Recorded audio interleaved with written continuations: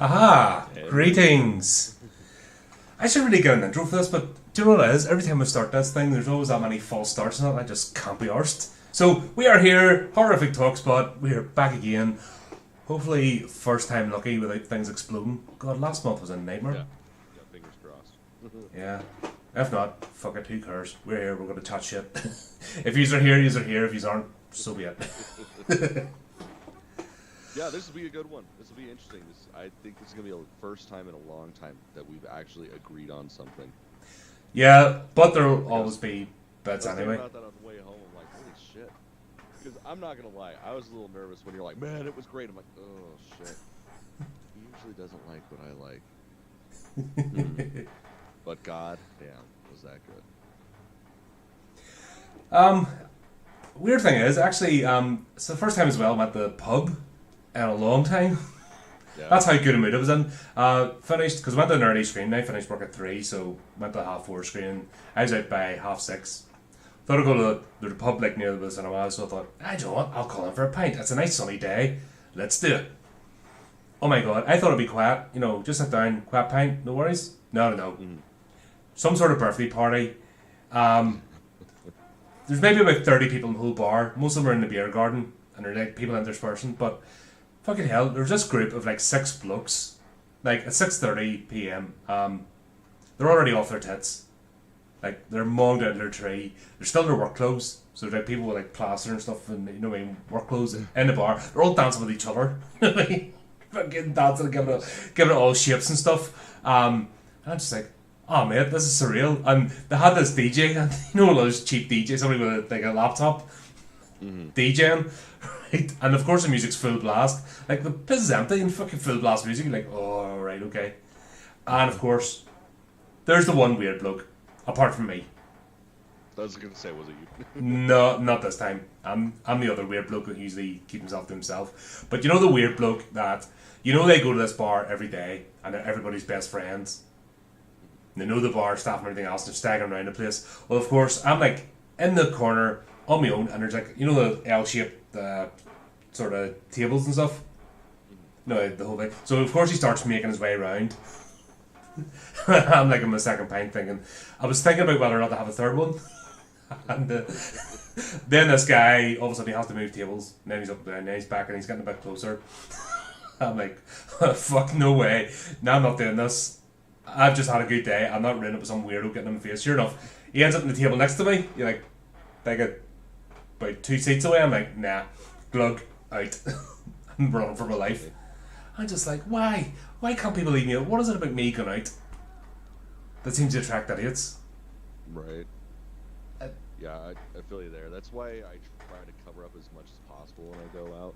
Because most people would assume you're heavily tattooed, you're pierced, just this, not approachable. That's wrong. Apparently I'm very approachable. And everybody wants to talk to me about everything. And it's like, fuck, I want to hide in my own little bubble. I don't even want to be out. I just have to be out.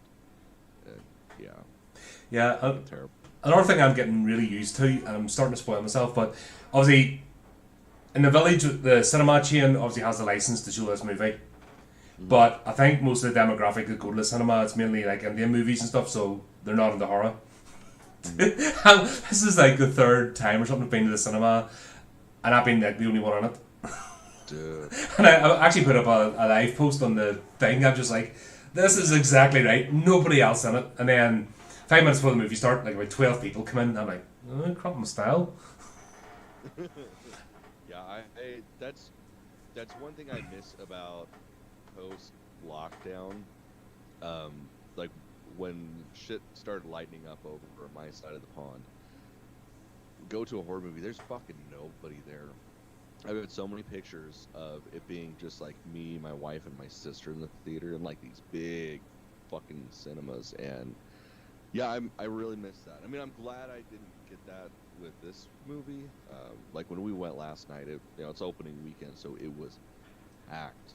Like there wasn't an empty seat in the house, and it was good because of the scares. But man, I miss those days.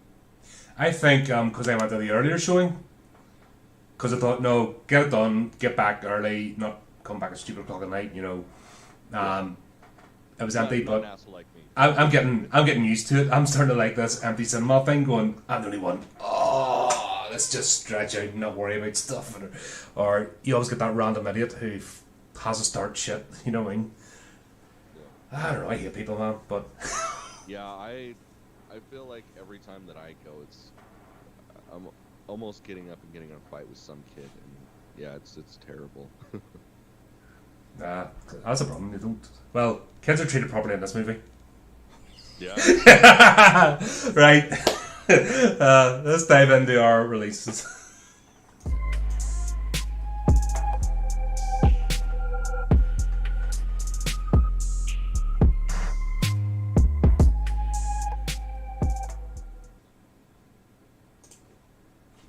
Yeah, so we're talking about the Black Phone, and producers, distributors, just understand we do this the last Sunday a month. So if you can time any future releases for like that Friday, it'll be spot on.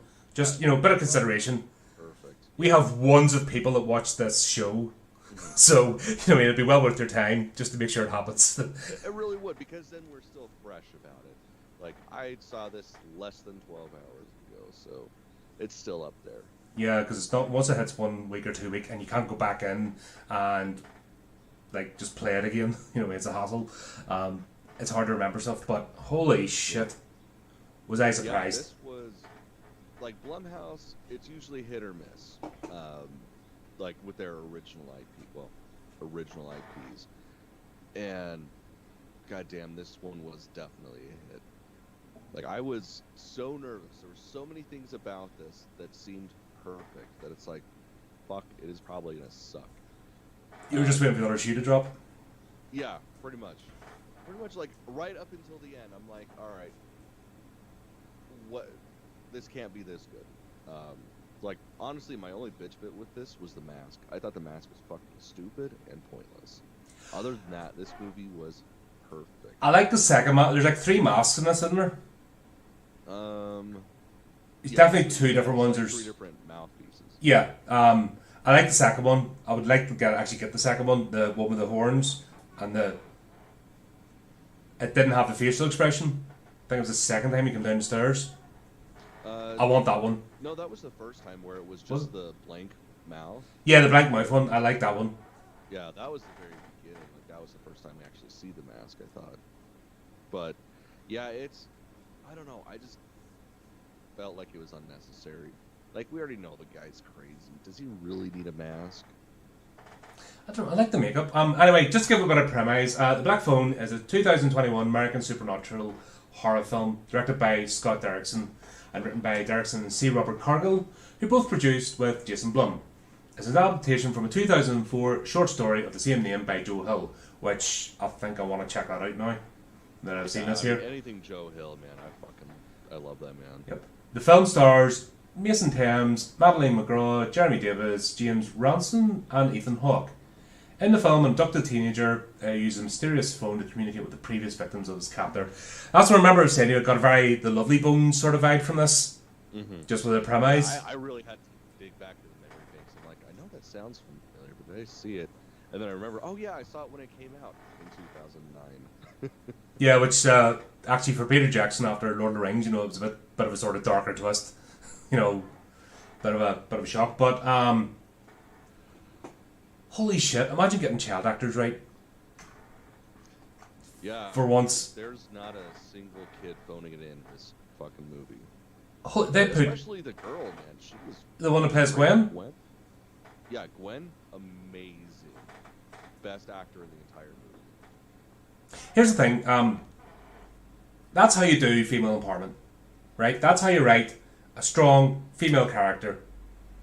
Without you write them as a character. Yeah, you write them as a character, and you don't have to put the message, or you don't have to do fucking stupid, flippy, spinny, perfect everything, friggin' Mary Sue types. This is how you write a character, and you want to empower women. There's exactly how you do it. This wee girl was fantastic. She would put the majority of adult actresses to shame today. Yeah, absolutely. Like, I wish her the best career possible. If this is her standard. Because it's like they wrote her dialogue like how kids really speak. and that was really refreshing because that's one thing that drives me insane with children in movies or television shows is, I mean, I guess because I'm not a parent or anything, I still have that mentality of, oh, it wasn't that long ago as a fucking kid. So when they talk like an adult writing a kid, it just feels wonky. But yeah, she was fucking amazing in this. The whole setup, before we actually get, because we all know what the movie's about. Finney, the main character, Finney and Gwen are the two main characters, and his brother and sister. So the idea is Finney gets kidnapped, we'll see that in the trailer anyway. So we know where it's going. But see the whole build up before that, and actually getting the background of the area that which they live in, the times they were living in. Brilliantly done, and it wasn't overused. You didn't feel like time was getting wasted. You know why some movies you're like, hurry up, get to the point, or hurry up and get to the kidnap scene, hurry up and get to the flashy thing. This, you could have almost watched this just being a storytelling. You know, the way this was written, this could have just been a piece telling about kids' lives, and it was enjoyable. That's how good it was. God, I've waited so long for a movie like this. Just fucking tightly written, just tightly written horror movie. You know. Well, that's it was so scary. Like that was one of the scary parts. Was like they used a Joe Hill property to go off of, and if you know anything about his writing, he's fantastic. Like he builds so much story and atmosphere and all that stuff with his writing. He's a lot like his dad, a lot like his mom. And I think they paid it off really well in this. Yeah, and that was one of the main comebacks from this. Saying it was sort of, I'm not 100% familiar with Joe Hill. That's something I need to rectify. Yeah, definitely. Bring too much shit lately. Getting burnt out. But yeah, he's somebody I definitely want to check out and start adding to this because, God, this is good. If this is an example of his writing and how it's brought to life, more please. We need more of this in the world. So the whole point. No, it's yeah, check it out. Yeah, starts off with a baseball scene, playing against, and they're showing. This is what I liked as well. Yes, Finney's being bullied, but he's not a weakling, and I like that contrast. He's actually quite accomplished. So he was actually pitching and striking. So he actually got two. He wasn't just being completely useless.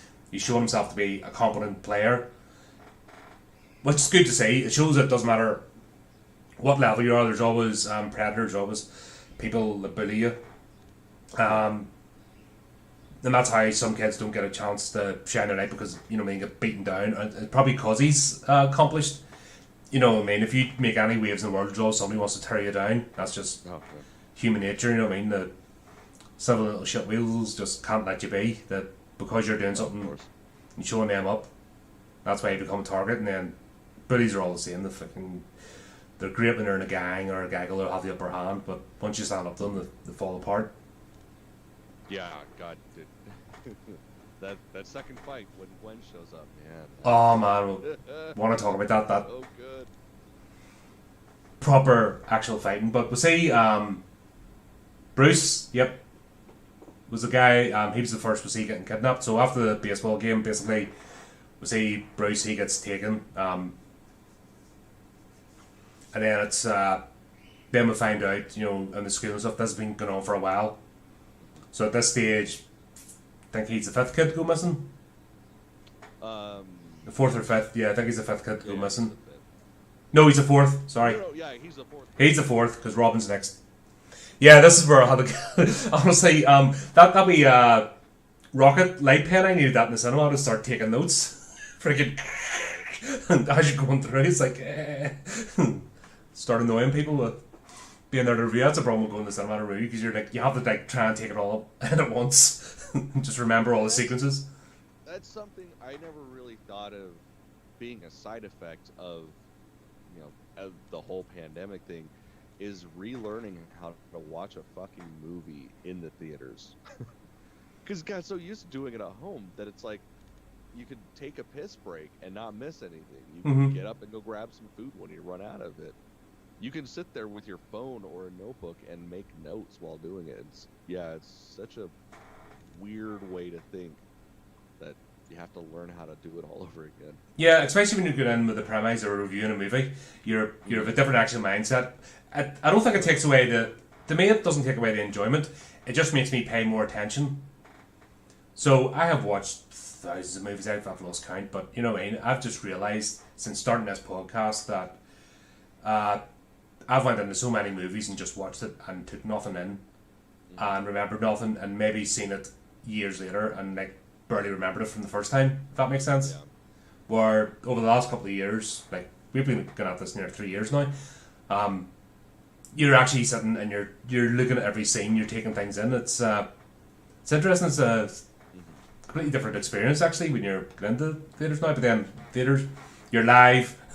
You've got your one shot, and they just want to pay another freaking stupid amount of money. Yeah. For fucking popcorn without butter. Oh god. That was my experience.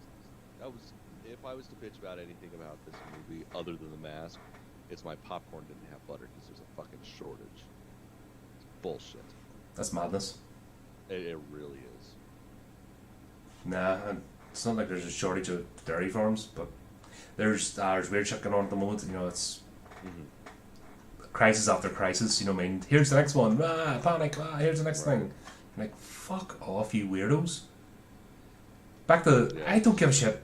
It'd be like me sitting here controlling everybody in my neighbourhood, wondering what they're doing right now. Oh, I wonder what the person over in that street's doing. I better go and make sure they're not up to anything. Fuck off.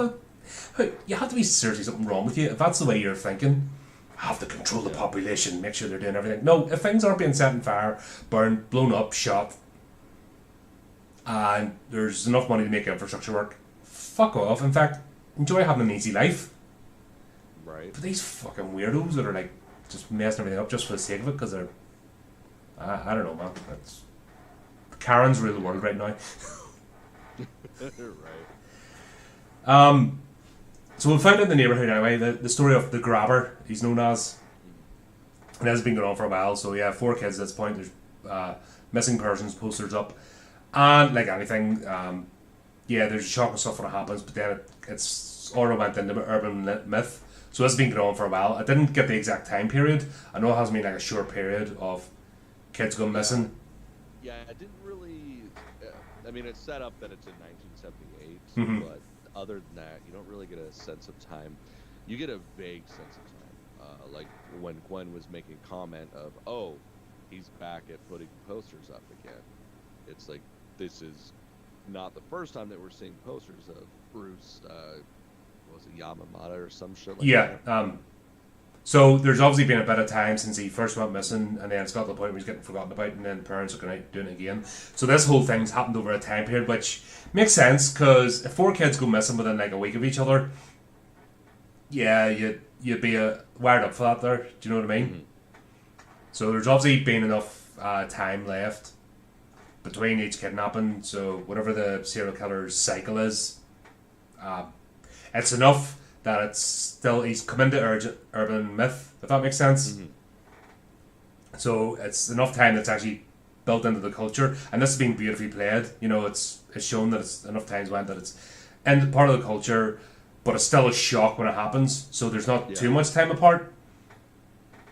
But the police have got a, you know, in the case it went cold from last time, so there's not that full alert, which would be foolish. You know, if you're out, if you want to, not that I'm telling people how to go out and kidnap kids because that's not my thing. If it's your thing, you need to kick at the balls. I don't even like kids, but fuck off. Yeah. Yeah, if you don't like kids, just leave them alone. You know what I mean? But yeah, so the cases have enough time to go cold, so the state of alert isn't there when he strikes again. So it's been going for a long time, and it's actually built into the. It's almost like Stephen King, you know, why he has like the depression written in the area. But I think Joe Hill's done it. You know, he hasn't copied Stephen King, but it's the only comparison I can think of. The way Stephen King writes about how the area. But yeah, he's actually written that it's actually affected the area and everyone's been tainted by it, and I thought that was really good, the way this is played out. Oh yeah. Kids in the, like, I'm just remembering, this is like, I mean, this is the same time as me growing up and stuff. Kids were brutal, and it seems like your side of the pond as well as mine. Like, kids were, they're almost feral It's the only way to describe them, because I have lost count when I was a kid up to secondary school when I got the shit kicked out of me with wanting to abandon. I mean, kids were that bad, actually. If they could kill you, they would. Yeah, no, it's, there was, quite a few times it came that close with me, either on my end or on their end. Like, I mean, shit, it was fucking elementary school, like, I want to say 3rd grade, I was taking knives to school because of how bad shit was. I never got to the point of taking weapons, thankfully, but fuck, my worst was somebody took an iron bar to my head, you know what I mean, and they, that, you know what I mean, and it was over nothing, but that was just, this is shown. Yeah, see, I wasn't lucky enough to have the over nothing stuff. My problem is either, you know, oh, it's the fat kid, oh, it's the nerdy kid, or oh, it's the fucking mutt kid, because not white, and that's the kind of neighborhood I live in. Ah, well, the backdrop of my country's slightly different, a wee bit more extreme growing up in Belfast in the 80s. So you had all that, just a little bit. So basically, Something going on? there was, I think I got mentioned in the news once or twice, you know, and there's a few things. So that whole backdrop, you know what I mean, there's no way anybody had a normal childhood. Yeah, that's understandable. Let me just put it this way, the UDA recruited openly outside my school. That's how bad it was. It was known as the YCV, Young Citizen Volunteers, but it's basically the youth branch of the local paramilitaries. Fuck, you know what I mean? That's how rough my neighbourhood was. That's fucking crazy. So there was just the levels of deprivation, and because I didn't go out throwing bricks and petrol bombs and stuff, and I actually read books, that was me. I was a snob, I was a nerd, so that was me instantly a target. And then I've always been a big chunky lad. Problem was, when I was younger, I didn't understand my strength. So, and I was always put into me not to be like that, to hold back. Right, I think my parents just let me rough and tumble, it might have been fine. But I was always told to hold back. Don't get into trouble, don't do this, you know, stay away. So I was in fact alienated from an early age, so I can actually empathise with Finney's character. Because just being that slight bit different, and without being noticeably so, but just the herd can tell when you're not one of them. Oh yeah, definitely. Well, I mean, fuck, I relate to the character so well, because I mean, that was me. Like, I was so goddamn scared to fight back, but I could take a punch, and I never realized that was, you know, that's half the fucking battle, is knowing how to get punched in the face and get back up. That's actually what frightens them more. I really got it. I realised that later on, when you actually get back up, that actually frightens a bit more, because they think they're knocking you down and you're going to be simpering, but you've actually got to the point where, yeah, okay. And it doesn't have the fact that actually sends them into a frenzy. It's weird, but we see this all play out. We see these 3 kids in particular are targeting Finney. And it was only when Robin shows up, he was like, the school, we see the fight with him first. This big kid decides to pick on. Fucking brutal. Mate, there's fucking adult fight scenes that are shit today. Yeah. That don't even, this is brutal, visceral, blood, gut. I mean, all I had to do is crunch a bit of bone for real to make it more realistic. This was proper fight. Yeah, I mean, and especially that hesitation where he's like, fuck, he's down, is this enough? Nah, I gotta prove a point, and then just starts going again. It's like, fuck. Yeah, and you get that, if somebody's, you know what I mean, if somebody's down, you have to put them out. You know what I mean, you have to, if somebody's making your life, you have to leave that point. If you're at that stage where you're actually in a fight and it's never going to stop, you got to make sure that person's down and doesn't get back up, and the point's been made that you're left alone. Because if there's a bit of a, he only got the upper hand this time, you know, and then people start shit talking. Like the worst ones to me are not the ones that fight, it's the ones that stand on the sidelines and cheer. Oh, absolutely. And they just want to see blood, they don't care whose it is. That's the fucking old Roman Colosseum. Like, I mean, that's that fucking mentality of, you know, like, oh, we're safe, so fuck this person. Yeah, it's the same now. You see it in social media, it's just played out differently. Yeah. The same shitheads, well, flip a coin. No, I mean, at the moment it's all skewed one side, and it's the left going after the right. If I say the pendulum will swing, now, those that ideologically believe in what they are, they'll stay the same. But it's the fuckwits, it's the ones that are the fair weather fans, they're the ones I absolutely despise. Because the minute the pendulum swings and the power goes in the other direction, most of these fuckers that are cancelling people and making their lives a misery will just flip to the other side. So the ones that were, taking part in Satanic Panic and fucking hounding people out for playing D&D will be exactly the same ones that'll go after the commies, that are going after the alt-right Nazi. You know what I mean? It's these snivelling shit weasels that just change with the wind. They'll delete their profiles, they'll bring up a new one, and they'll just go after them because they just want the hunt. Yep. But they're not brave enough to do it themselves, so they have to hide behind somebody else. And that was played out so well in this fight. Of not the two that were doing it, because in the end the kid committed himself.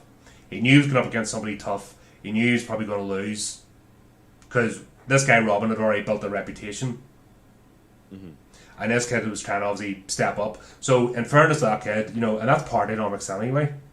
That's the animal kingdom, and we are animals. Yeah. Someone will go after the alpha, try and make their play. So that's what he did. He made his play. He lost. But this guy Robin made that decision. You just see it. You see it ticking over as well, and it actually makes sense why he did it. So it wasn't even a personal hatred or he wasn't going psycho. It was actually cold and calculated. Yeah, no. This movie's going to unsettle so many people. There's going to be so many melting snowflakes. Really is. There was times where I was fucking getting uncomfortable, and that doesn't happen very often. It was great. And this isn't even. That's what I mean. This isn't even the main part of the story.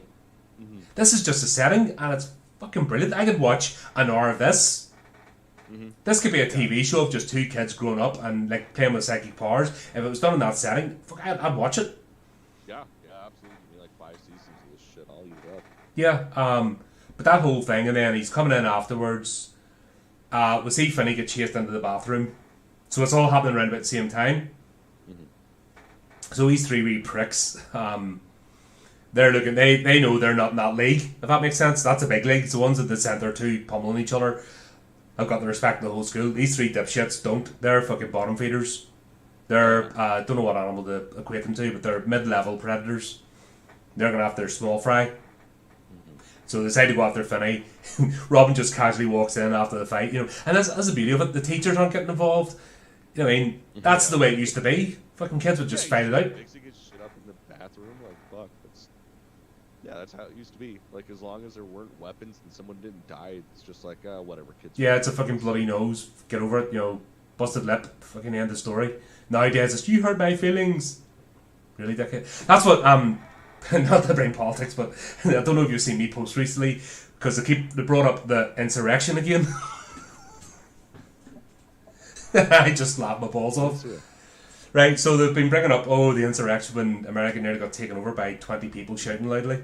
And I showed a picture of Michael Stone, who's a local paramilitary who tried to take over Stormont.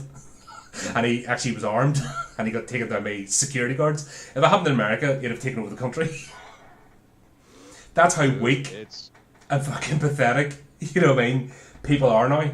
It's you could lock the doors. Fucking insurrection over. Just stop using hyperbolic language.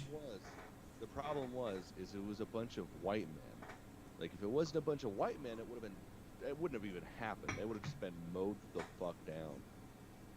Yeah, it was. But it just showed. That was the day that this country officially fucking died. You're kind of fuck off. That's about a bunch of shouty people, and realistically, if there had been any danger, they wouldn't have been alive. I just don't get it. All they had to do was lock doors. They push through a barrier. Fucking, you just see them barriers getting pulled aside almost. A couple of security guards. Fuck off. But this thing, these kids could take over the government right now because they're willing to throw a punch and take a punch. Those two kids that were fighting could take over the government right now. That's how weak people are.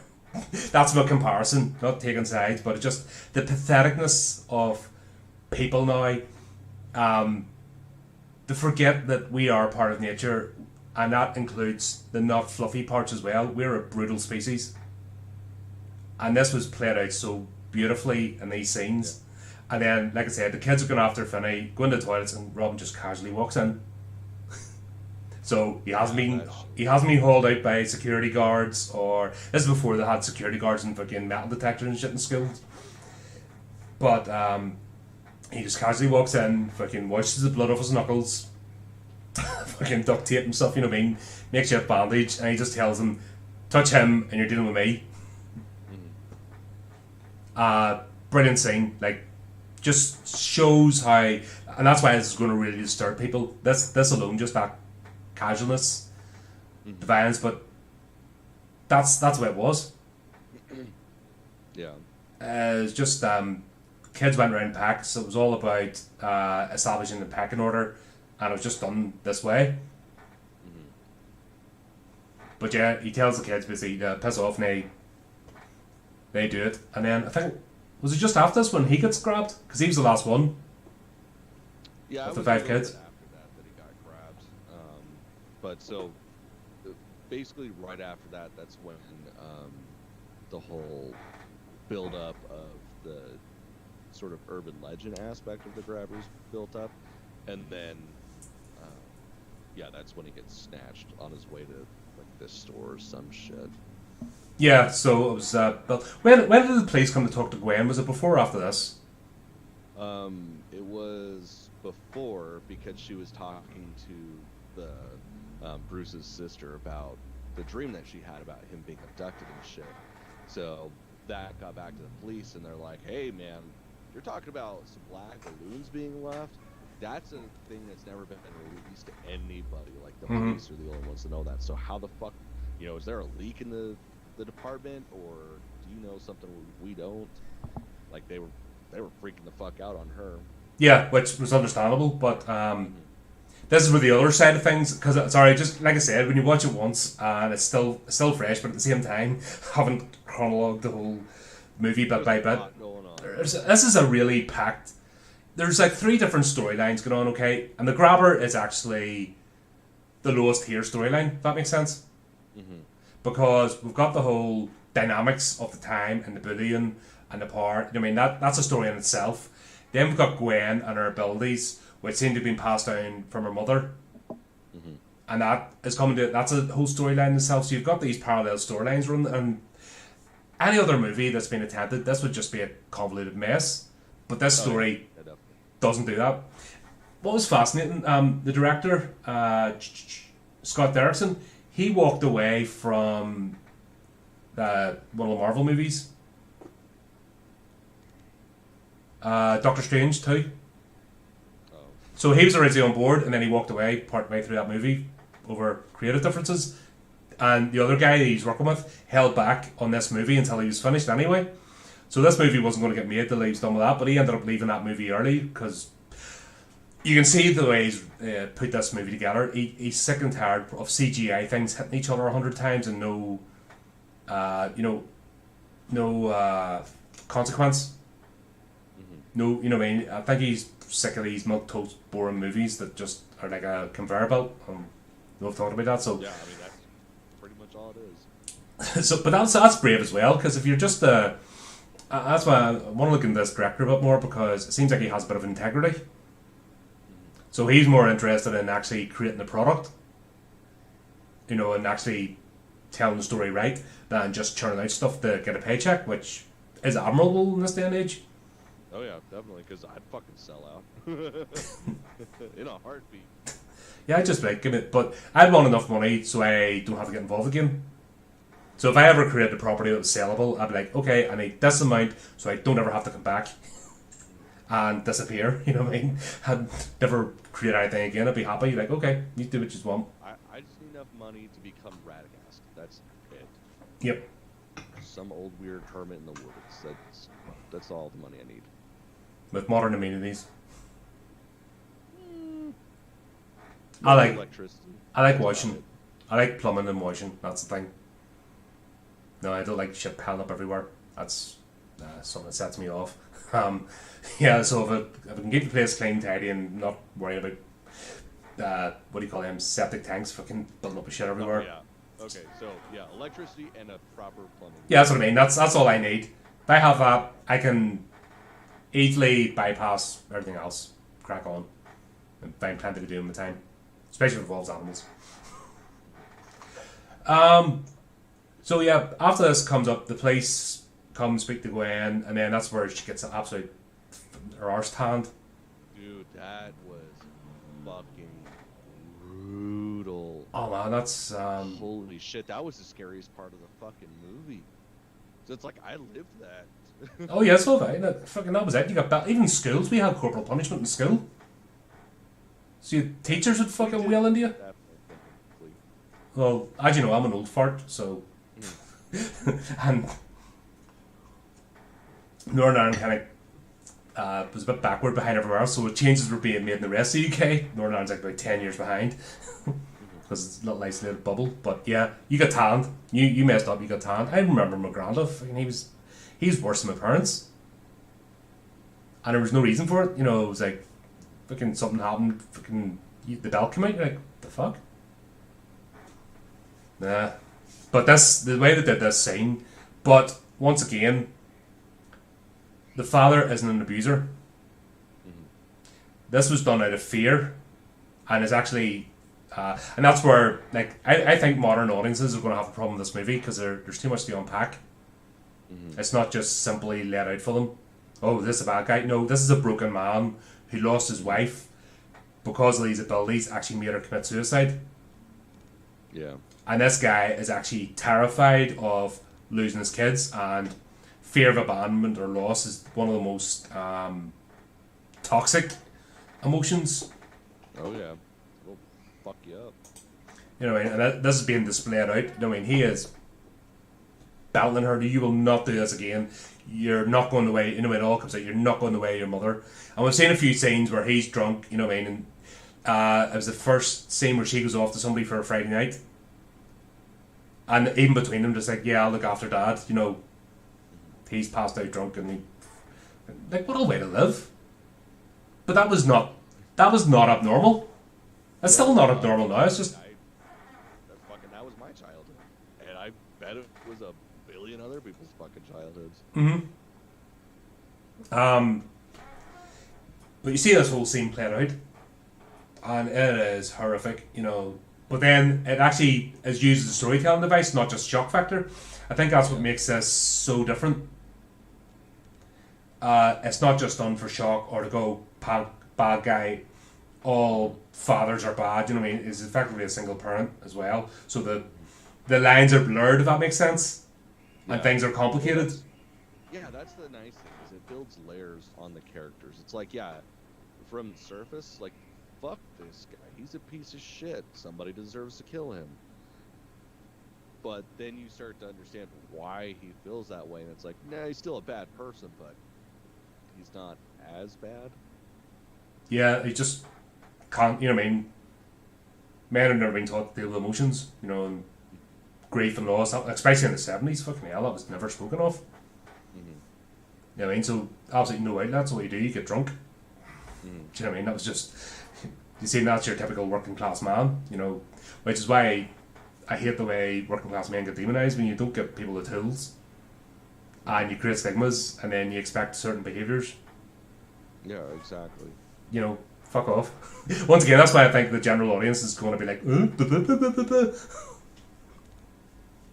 when it comes to this movie. But yeah, after this, then this is when Robin gets abducted. So after this all plays out, then Robin gets abducted, and fuck, that's what hits. Let me take a aside real quick on this. Like the abductions before, oh my god, why am I blanking his name? Finney. Like all the abductions before he gets pulled, so great because it doesn't show anything. Now, I mean, of course, if you'd watched the trailers, you saw how he gets abducted, kind of, but. Like, it leaves that little bit of a mystery. Yeah. It happens. You see the man, you see the character, but that's it. You don't see anything else. So I thought that was pretty cool. Like, he leaves the mystery there. Yeah, because the whole point is, this story is centered around Finney's character and him going through the experience. So if you plan everything out, like paint by numbers, which so many movies do now, which is why I get bored and fed up and frustrated. Yeah. You're telling a story, you're building suspense. Like, I'm actually on the edge of my seat. I know it's coming, because we know what the base of the story is, but I'm still not expecting it. Oh, yeah.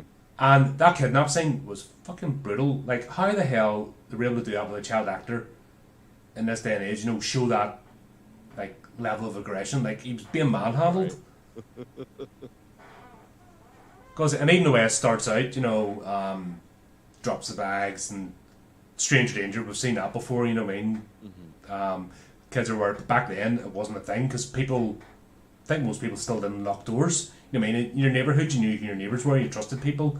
It just wasn't a thing. But this is, you know what I mean? So that's why it was so shocking as well when it happens. But this guy just plays it and he grabs it. And I don't know what the hell was in the canister. But even the way he spread the canister in his mouth, like that was like, even to act that out, like that's proper physical acting. Yeah, that was fucking And doing that with a kid as well, like that's fair play to these kids. Honestly, I'll say that again. Fair play to these kids. I really hope they maintain their talent and have long careers. I'm excited to see what they do next. Because even him acting that and being able to, you know, because I think if you're allowing something to be done physically to you for the sake of a scene, like you're committed. Where, like I said, you see so many now, and all they're basically doing is posing on set, and they're going under no physical strength or you know any physical stress whatsoever, and it's all done in front of a green screen. And it actually reminds me back. Do you remember The Abyss? No, it's a sci-fi movie, right? So the cast actually were traumatized filming that. Because of the way it was done underwater in the tank and stuff, and the temperatures, and they were actually physically hurting. And same as Evil Dead, when Evil Dead was first, you look at those interviews, like those actors were brutalised. But they believed in Sam, the creator's vision, but the cabin, the cold, the fake blood, and I've seen, what's her face out of Ashford's Evil Dead, Dana talking about not when the blood goes on, but when it dries, it actually physically hurts. Oh, yeah. You don't see that with mainstream movies. You don't see that with a lot of things. Actually, actors putting themselves under physical hurt. They take a lot of roids and get jacked up and then they dance around the screen. But, you know what I mean? Right. Fucking, that's why you switch off now from most movies. It's like, I'm not invested. But this had me invested. Even just that simple kidnap scene. No special effects. Just camera work and acting. Yeah, well, and the thing that blew my mind, too, is like, I honestly thought that scene was going to be, like, drug out just to build the suspense and shit. But I think it was more successful by just being so fast and brutal. Yeah, because you wouldn't be spending 20 minutes. You want to see a magic trick? Ah, fuck you. Come on, I got you. And then Yep. it's like, Jesus Christ, he got him. Just like that, boom, door closed. Because that's how quick this guy has to operate, if you think about it logically. He wouldn't be spending 20 minutes dancing around. It'd be fucking boom. Done, away. That's why he's successful, because he doesn't hang about. Yeah. But yeah, so he knocks the kid out. I don't know what was in that canister, how he was using it, but fucking hell, just even the way that, like, almost choking him out using a spray. Like, that was brutal. Oh, yeah. Even, you know, there isn't much blood in this movie.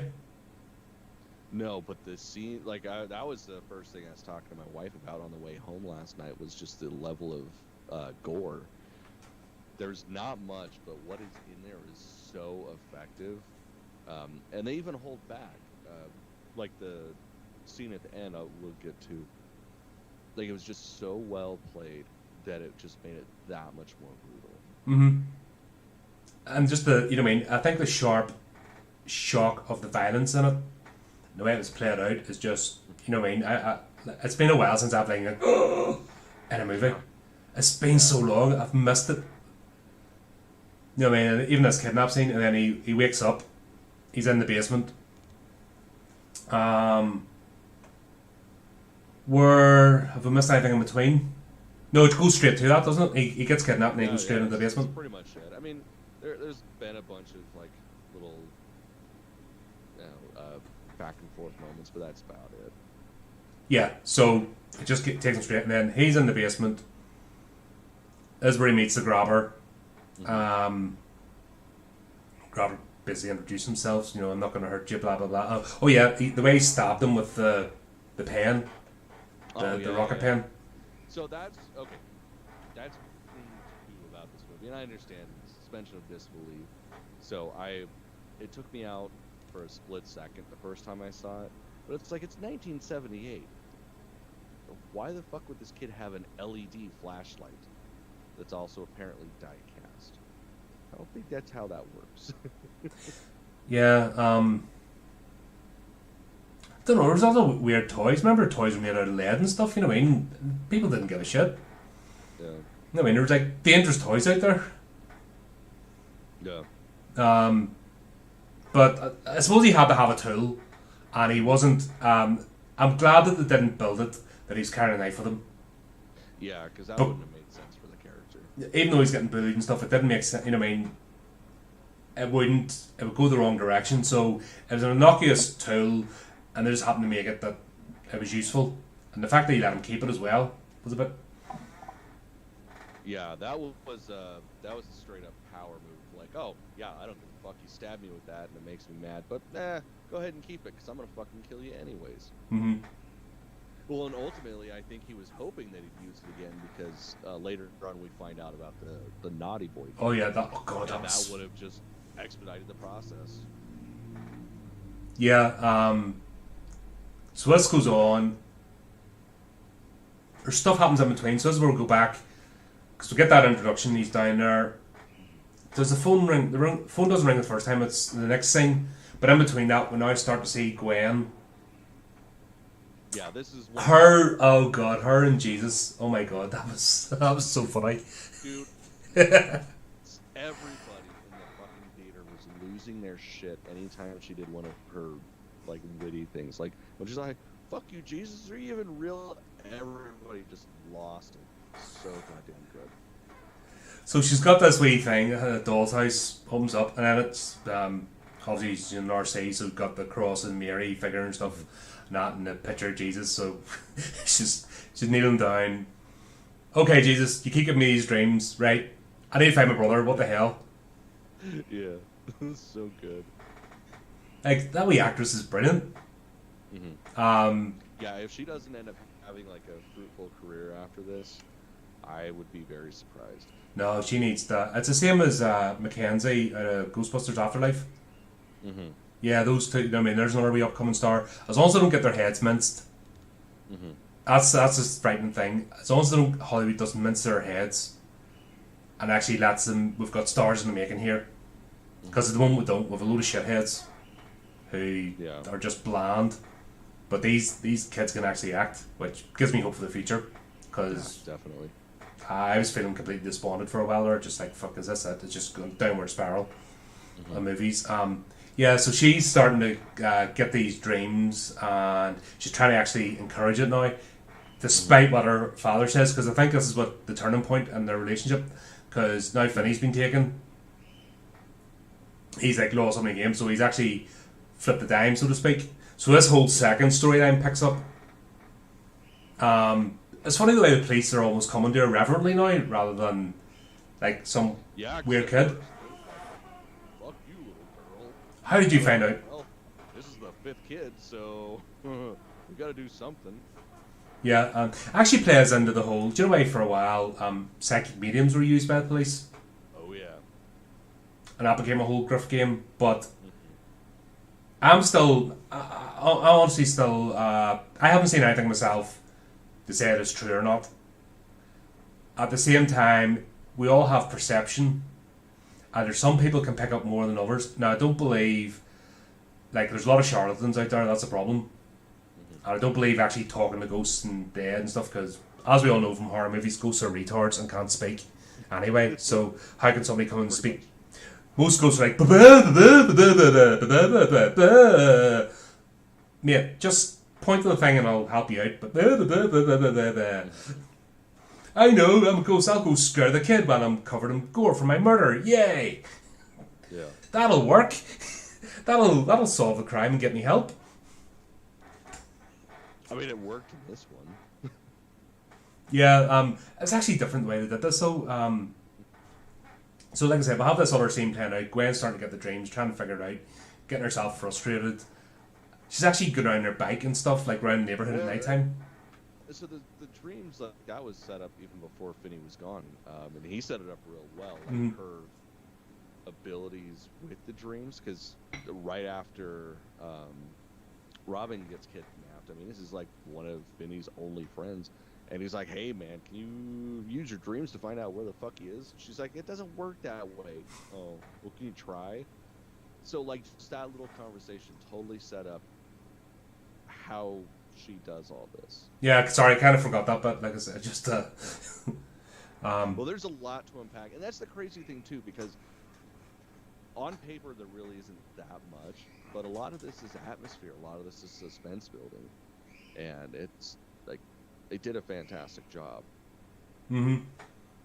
Yeah, I just love it. Like I said, this is definitely one for a second or third watch. You know, Yeah, I think you'll get more from it each time. Yeah, I'll be buying this one when it comes out. Yeah, for sure. Definitely. And I'm buying the mask. Don't care if you don't like it, but that mask needs to appear here somewhere. That's fair. Just to annoy you. I didn't like the whole separating bit. That was a bit annoying, but I liked the full one. I understood the separation because dude's broken, so he couldn't show emotion except for like through the mask. But I don't know. It just, to me, it was like, oh, we hired Tom Savini to do something, but we don't have anything for him to do. I know, let's have him make a mask. It's like, it wasn't necessary. Yeah, this could have been done without it. You know, I get it. Even with the makeup, you know, the white makeup and stuff, and the clowns. Oh god, that was fucking scarier than the damn mask. Yeah, that was actually really well done. Like, just gonna, you know what I mean? Enjoyed it, but Ethan Hawke plays a really good role in this as well. He isn't your typical, like, he's minimalist in his appearances and the character, so, and he's not overhamming it. Yeah. He does just enough to make it freaky. But yeah, so we've got this whole thing. Gwen's trying to solve the problem her end. We never talked about the fight scene. Sorry, mate. We never talked about the fight scene before Finney actually gets kidnapped. We were going to. Oh, yeah. Shit, we're about to leave out the best part of the movie. You know. Jesus Christ. He is just getting his ass handed to him because, of course, his home. Once Robin got kidnapped, leave the power vacuum, and these wee dipshits, not even being horrified by the fact somebody got kidnapped and that, no, they're like, here's my opportunity. We can get this wee fucker. Yeah. Like, they were going to town on him, and then for fucking Gwen to just show up all Rambo style with a rock. Like, it's so good. But also, it wasn't done in your typical Mary Sue type. You know what I mean? She didn't come in fucking flippy spinny martial arts and they all fell down. She got her ass kicked too. Yep. And that scene at the end, like, she brains one of them with a rock. Like, proper. And you just see the way she did it with the anger and stuff on her face. That's my brother. Fucking crunch. You know, you believed it. Oh, yeah. And for the kids to do this. And then the beautiful scene where, like, she gets bested and she just scoots off to the side next to the other guy, and it's just like, that's where they are until the fight's over. It's like, god damn, like, that's Yeah, both of them are just. in real life. Yeah. If you've ever been punched, you know what I mean? You do see stars for a minute, you know, and if you get proper crack around the head, you know what I mean? It's not fun. Sorry, activists, I know you don't actually get into fights. You sit and go, my feelings. But this is actually what happens if you do get a dig in the chin. Brilliant. Like, and those kids were, the hatred for you know what I mean? There's no actual reason, because I've never seen any interaction between Finney. He's just somebody that decided to target. Yeah. But the way they're kicking the shit out of him is proper. They don't care. If he died, they wouldn't care. Do you know what I mean? That's the trajectory their lives are going, and you can just see it in that moment. Yeah. Finney's not a threat to them. They're not. In fact, Finney is. He's almost invisible. He's not the type in the school where everyone's pointing to, so him getting picked on doesn't give the bullies any more status. And he's not up the ranks where, you know, by taking him out, lets him move up. So he's actually a nobody. Yeah. We'll see he can play baseball a bit, and he's actually quite accomplished, but not enough to make an impact, because in the end, Bruce still was a superstar. And when he gets briefly looked at, you know, for those two strikes, and then the fact that Bruce hits it, that's him gone, he's back into the shadows again. So these kids are just out to destroy him for no reason whatsoever. And I think that's what makes it so real and what hits home, because that's what a lot of these guys are like. There's no logical reason. You try and unpack why the kids get on, I guess, but there isn't a reason. Mm-hmm. And it doesn't try to. This whole thing at the moment of trying to make the villain the hero or the anti-hero is boring as fuck. It really is, because some people are just fucking people. And that's it. They're just straight up dickheads, and Yeah. they're doesn't matter what their backgrounds are or trying to give them the backstory and excuses. That's just the way they are. If they'd grown up in a mansion, had everything, they'd still be a dickhead. Just some people are like that, and you gotta remember that in this day and age. Yeah. People are trying to like bury that under the sofa, so to speak, or under the rug. You know, it's like, piss off. This has been the most true movie I've seen in so long. Yeah, that fight scene. Well, I mean, really, honestly, this movie was very reminiscent of like 1960s, 1970s horror, where it's just like so surreal with how true to life it is. Yeah, and that's always the best horror. Stuff that's grounded in reality, even supernatural, because this is a supernatural horror, believe it or not. But so far, up until the first, which we're going to talk about now in a wee second, but up until that first phone call, there's no supernatural element in this. Mm-hmm. You know what I mean? The dreams could be interpreted any way, you know, but it's not actual supernatural, the dead trying to reach out. So this movie has managed to be a horror movie, and gripping and tense, even before we get to the first scene. And the first scene's what we'll go talk about now. We go back to Finney, who's in the basement. The grabber brings down some food. And he's all, what did you put in it? Salt and pepper? You know, even the way, maybe I did, maybe I didn't. You know. Yeah. Oh god, that's, like I said, the way characters played, just, like, you know, the guys, like, Fruit Loop, his screws are loose. Mm-hmm. And that's the most dangerous person, because you can't reason with them. Oh, yeah. You're just there to play their game, and you may think you're getting somewhere. Because I always love those type of movies with serial killers, knowing somebody tries to talk them around, and then they think they're getting somewhere, and then just flips back. Yeah. Yeah, I mean, that's the scary thing. It's like dealing with a really dangerous predator, and if you poke it the wrong way, you're gone. But it's this person's already decided what they're doing to you, and you're not going to change them. Then they want to play the game for a bit. But yeah, so he brings down the food. Then he goes up and leaves the door. Yeah, that shit. I was so fucked up. That was a refrigerator door too, wasn't it? What's that? Was that a refrigerator door? That's what it looked like to me. It looked like because he said he soundproofed the place himself, because he told him he could scream all he wanted. And that actually looked like the catch. It was actually a refrigerator door. Like, how much work has gone on this? You know what I mean? The serial killers are dedicated. You have to give them that. Right. And they all seem to be engineers. Well, and especially like after he starts talking to the different kids, and let's see, what was Vance talking about the hole in the wall? It's like, this motherfucker rebuilt a wall. Like, this guy's handy as shit. Mm-hmm. But yeah, the first phone call was actually Bruce. Mm-hmm. Oh yeah, that was the first night he was in. Yeah, we had the phone call. Sorry, I'm jumping ahead. Yeah, so he was he picks up the phone and he's like, you almost got me. You know, that line from the thing. I can't remember my name, so it's playing on the whole, when you leave your body, your corporeal form, you start getting lost in the ether, which I thought's as an interesting topic in terms of paranormal. You know, what are ghosts? Mm-hmm. And why aren't the place just littered with them? You know, is it the connection, and that's why ghosts haunt certain places and stuff? You know, it's a connection that keeps them sort of bound. But once that connection's lost, they dissipate. And that was played out right. So yeah, Bruce rings him the night before, tells him about the floor tile. Yeah. And he said he nearly got out, he was starting to dig through. Yeah, he was telling him to try to, be fast about it and get underneath the foundation. Yeah, because you have no time, you're running out of time. But it's the second time he brings the food down, leaves the door open, the phone rings again, and it's Billy. It's Billy. Yeah. And was it Billy tells him that the grabber can hear the phone too? I think so. Because remember he picked up the Pretty phone. sure it was set up early on. Yeah, because the grabber talks about the phone doesn't work and got really angry with him, even for touching it. I heard her ring once and it scared the shit out of me. Yeah, he's saying electromagnetic, but yeah, this is the point where, Billy rings him just as he's about to go, and he's like, "Don't! It's a trap. It's a trick."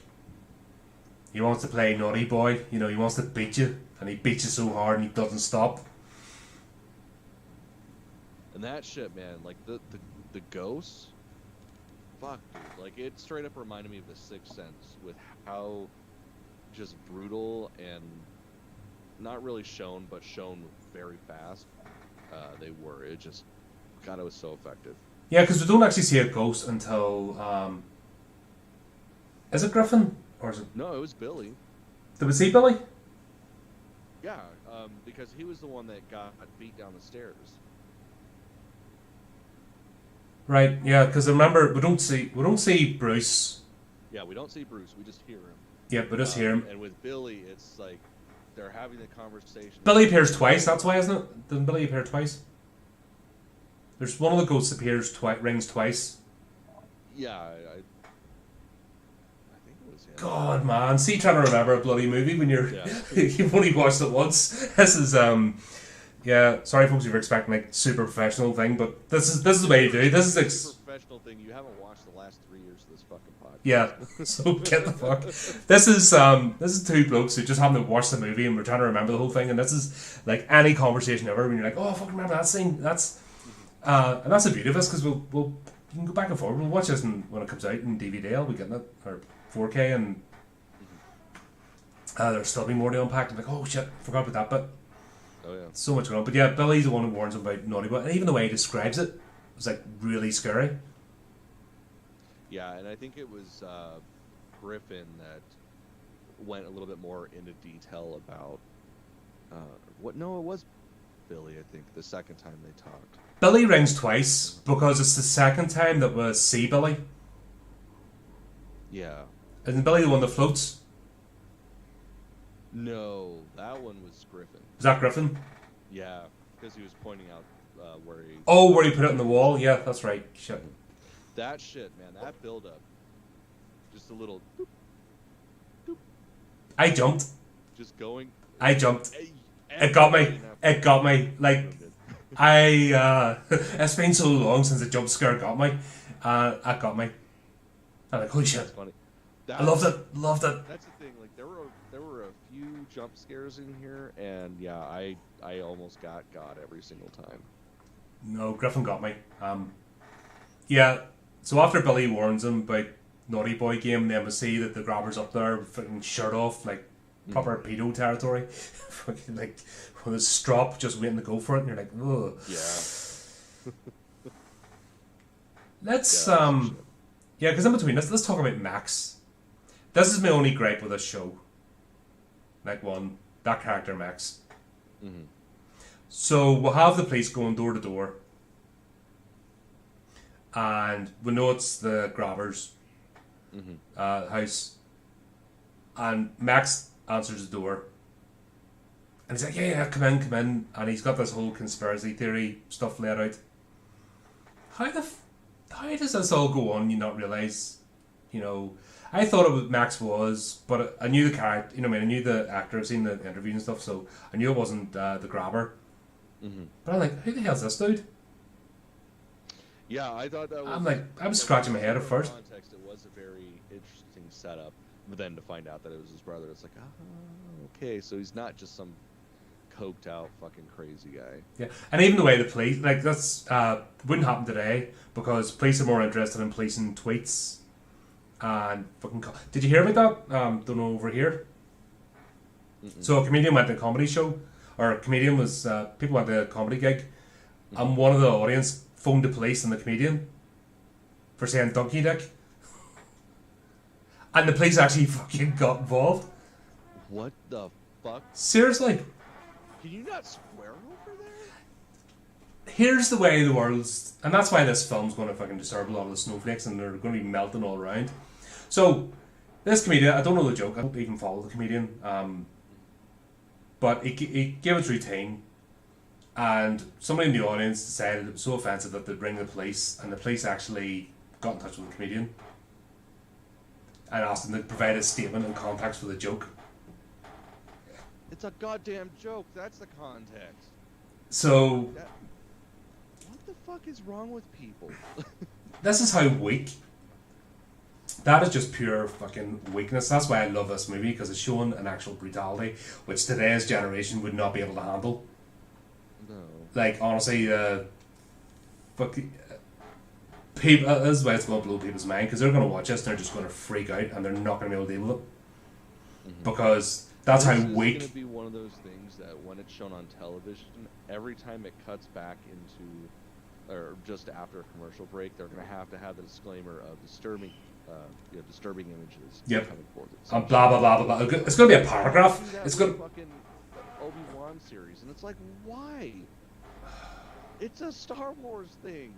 Wars is a part of it. War is brutal. Like, what the fuck? Oh, fucking. Who the shit needs those kinds of warnings?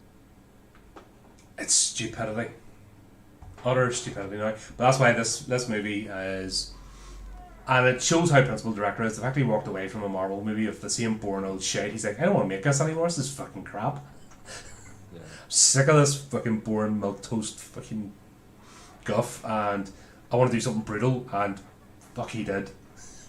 Mm-hmm. Yeah. Yeah, definitely got. They made them a right decision. Definitely. But back to my point. The police, because they're hunting a serial killer, because I think they know it's a serial killer. You know what I mean? There's no if buts and maybe. You know they haven't found the body.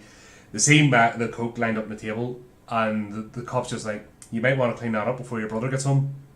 Yeah. He's like, yeah, a police today that's what they'd arrest him for, and they'd arrest him for fucking jokes and mean tweets. Like, the police are not capable now of dealing with actual crime. Right. And the only reason crime figures are... You look at, like, the last school shooting that happened over here. They all fucking hid outside. The fucking cops showed up and just were like, no, I don't want to go in there, we might get shot. So a bunch of kids got fucking murdered because they were too big of babies to fucking go in and do their job. They did that with the one previous as well, didn't they? I don't remember. I think that they stood outside for 2 hours before they even went in. Like, police are fucking cowards. You've got the worst. It used to be police were all ex-squaddies. At least over here anyway. You know what I mean? You basically came out of the army, you went into the police, that was kind of the trajectory. Mm-hmm. So, you had fucking 6'2" fucking paras and commandos, fucking police in the streets, and then kids got a slap. You know what I mean? If you fucked up, you got a slap. Told not to do it again. And that kept the... You know what I mean? Kept the pace, because you know if you go too far, they're coming at you hard, and that was that whole thing. But now, because there's no consequences, and then people are all the sniveling little shit weasels are like, you hurt my feelings, I'm calling the police on you, because they don't like what they're saying. But meanwhile, fucking people won't call the police over a burglary because they know it's no point. The only reason they call the police is to get a reference number for insurance, but people now, that's why crime figures are going down, because they like won't ring the police because they're useless. This scene where he's like, yeah, I could do you for that, but I've got more important things right now. You're nothing to me. I mean, there's fucking kids getting kidnapped. Get your shit sorted out. Yeah. Just letting him know, and he's like, oh shit, stupid, you know. Yeah, that was fucking funny. That was the only real bit of levity, I think. No, apart from Gwen talking to Jesus. Apart from fucking Gwen, like, she was... The Gwen Jesus conversations were absolute hoot. Yeah. But this is the only other bit of levity in this. Man, that was fucking hilarious. Like, just calling them on their shit left and right. Like, fucking brutal. Yeah, that we are brilliant, absolutely brilliant. She's a hero, definitely. I'm glad to give her enough of a story arc, because there was a danger here with the balance that they were going to maybe take away from Finney's story, to elevate her or push her back. But they managed to complement the two storylines, her investigating and reaching out and doing it her way, and Finney trying to struggle and get it through his way, while everyone else is just kind of spiraling as usual. You know, the world's still going on, so the police are still actively trying to search. You know, at least one thing, they didn't try and show the police to be complete morons in this. Yeah. They showed them actually interested in solving crime, which I think you need a bit more of. But like I said, the dipshits have hired now. It's never going to happen. They need to actually rehire the entire police forces all over the world, because they've just had too many dickheads in. That won't change. You know what I mean? Systems are systems, but when you've got dickheads, doesn't matter what the system is. Oh yeah. So the second bit, the third phone call Because this is the kind of way this story's broken up now, is these phone calls is another stage of the plot, another stage of the story. We'll get the Griffin, like you're saying, God, he was, first he's telling about he hasn't been sleeping. You won't play Dotty Boy, he hasn't been sleeping. Yeah, what's that got to do? He's asleep now. It's like, fuck, you know what I mean? That was so well done. Oh yeah. And that, God man, that was just so fucking suspenseful, that whole scene. It's like he's going to wake up at any fucking second, dude. But combination, can't remember. It's so hard to keep a grip. Do you know what I mean? These kids are literally fighting to stay in the space, to basically get this guy dealt with, or at least save one. You know what I mean? That's their whole reason. But it's getting harder each time. So if the grabber remains successful, these ghosts will dissipate. You know, that's just the way they're fighting to stay in the physical realm, which I thought was amazing. They're showing this struggle even with the kids after they're dead. Their ordeal isn't over. And yeah, he's trying to remind about the lock, and then that's the bit you see the dripping and pointing. It's like, fuck. You know, it's just so well done. Oh yeah. And then even that whole scene where he actually does go up the stairs, and then Finney realised what was waiting for him if he had did it the first time. This guy's just waiting to fucking pummel on him. Oh yeah. And it's like, holy shit. And that whole scene with him actually creeping, there was actually suspense there. Yeah, that was terrifying. It was like, oh my god, he's gonna turn his head or open an eye at any fucking point. And we know it's going to happen too, because the story isn't over yet. And then it's the dog barking, which then that's the bit you realised it's the same house. And it's like, the fuck.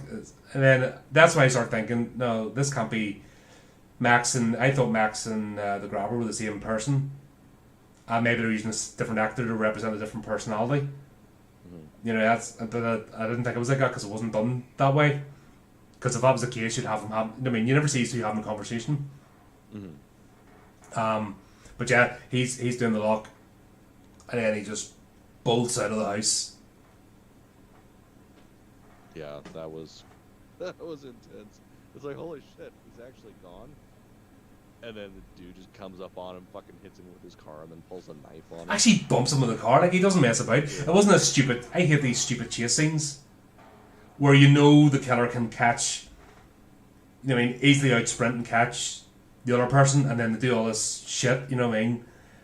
The fact that you just say, fuck it. I mean, it reminds me of Terrifier, actually. Because Art doesn't fuck about. No, not at all. He's not, you know, he plays about a bit, but when it comes to actually, okay, this is getting hard, fucking gun comes out and he'll shoot you, he doesn't care. He'll fucking drop something on you, he just want, you know what I mean, if it gets to the stage where he thinks, I'm not going to win this, fuck it, you know what I mean? Not playing anymore till it gets over. That was the feeling I was getting from this, but he's just like, he just whacks him with a car. Yeah, that was so good. And it's like, and he was so damn close to getting away, and that was another part of it. It was just so fucking just brutal. Like, he's right there. There's people standing at their doors trying to figure out what the hell they're yelling at. Well, they turned the lights on, but they hadn't, you know what I mean, they were getting the point looking out, but they weren't seeing anything. Nobody had actually opened their door yet. If they'd opened their door, that could have been it. That's all they needed, somebody to open their door. Game over. Yeah. But no, that's and the intense, you know what I mean, once again, it's a child actor with an adult playing out a really physical scene. And it wasn't one of these, that's another thing as well, it's not one of these fucking 26-year-old children they put in high school movies. It was actually a proper child, which is, you know, you don't see. Yeah. Like, normally they're hitting 30 and they're fucking, you know, they're playing high school kids, you're like, yeah, I'm not feeling it. Hack away. But this was actually a child actor and an adult, and fucking, that was an intense scene. That's another one, just with him on the ground and him like the knife to the throat, and I'll gut you right here, I don't care if I get caught, you know, you're not getting away. You would fucking strangle you with your viscera. Yeah. He's like, I don't care about getting caught, you know, and that's the most frightening thing. If somebody's nothing to lose, but you getting away is more important to him than whatever happens to him afterwards, as long as he gets to kill you, you know, that's fucking hell. That short scene as well just brings out the malevolence, you know, I mean, the brutality of this killer. Oh yeah. who takes pleasure in what he's doing, because there's no if, buts, or maybe. He takes pleasure and he's getting frustrated that he can't move on to the next point. And then the bit where he goes, I've got you now, naughty boy. You know, he's like glee, happiness that he gets to move on to the next stage. A fucking evil. I mean, this is, and I don't like using the term evil, it's so overused nowadays. But this guy, this definitely is evil. This guy is pure evil. There's no excuse or reason. You can't. This guy's just pure evil and fucking relishes in what he does. And in that scene, the fact he's naughty boy, I finally got it. Get to kill you now. Get to fucking do it the right way. You know, so excited. Oh god, it's like. Well, and even like the end, like he's like, you know, usually I try to make it fast. With you, I'm gonna make you suffer. It's like, god damn, he's like really getting into this. Yeah, I'm weird at the end, but I'm surprised something didn't happen. But I think that would have been too far for this. But it was fucking gross to proper like fucking rape and stuff. You know what I mean? If he had I wouldn't have been surprised in this movie if they fucking horse one into him. Yeah. Well, and it was like sort of hinted at this whole time, like there might be a sexual aspect of this. Yeah. No, I mean, that just builds up the tension even more. It's just like, oh fuck, this is what Freddy Krueger could have been if they hadn't watered it down. So after that, he just straight out fucking decks him as well, and knocks him out. You know what I mean? He straight out fucking punches the shit out of him. Just fuck you, doof. Again. Yeah, I'm like, pretty brutal. this is I can't say it enough. It's fucking amazing to see that. You know, just that level of shock of holy shit. Now, I hope they don't overplay this. This is a standalone movie. This is you don't need to pull this out of the bag once or twice. You need to go and do something else. Don't overuse this. This can't become normal. Because that's the whole point of it. It's so shocking.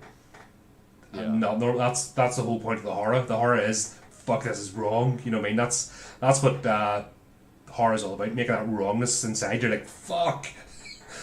I haven't felt that in so long. You know, in a movie, just actual holy shit.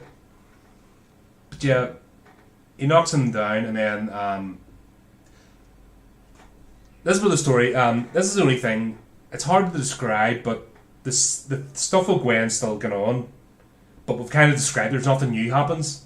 She just gets more pieces of the puzzle. Yeah. So it's difficult to talk about in this setting, but in the movie, it doesn't break. But there's nothing new. She keeps getting more pieces of the puzzle. The house. Some of the ghosts try and visit her, but they can't talk to her directly. Well, and it's crazy too because this is where the two stories merge, and it's not like a figurative merge, like it's a literal merge. We get the fourth child calling, right? It was the fourth one. Vance. Yeah, so that's when. Oh yeah, it was the third one. So yeah, that's when Vance starts talking to him.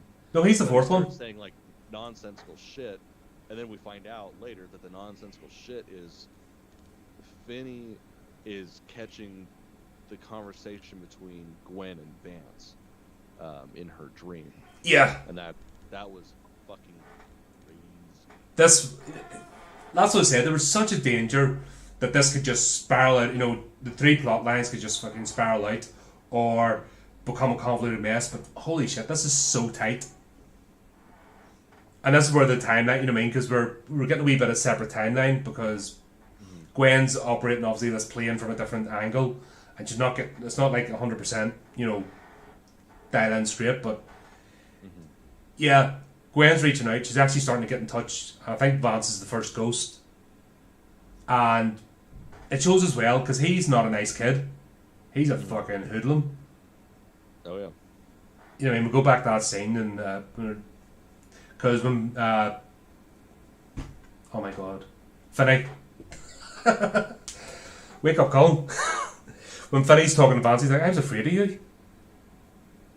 And that's where I think, fuck, if you got you, what chance do I have? You know, you're the tough kid, and then you see the whole scene with the pinball machine, he just wails out another kid.